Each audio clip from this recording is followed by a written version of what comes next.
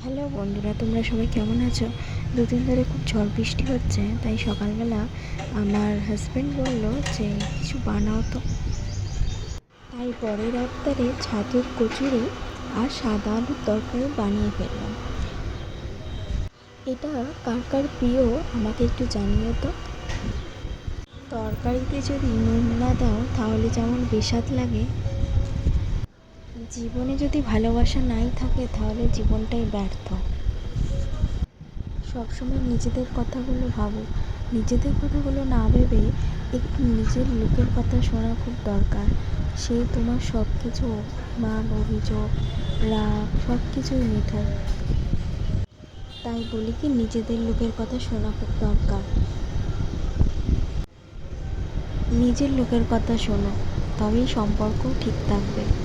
অন্যের কথা শুনবে তাহলে সম্পর্ক বিগড়ে যাবে। তোমাদেরও তো ইচ্ছা করে সম্পর্কগুলো অটুট রাখার, তাই বলি কি, রাগ অভিমান পুষে লাভ নেই। তাই ভালোবাসা অটুট রাখার জন্য নিজেকে একটু রাগটা ভাঙিয়ে নিতে হয়।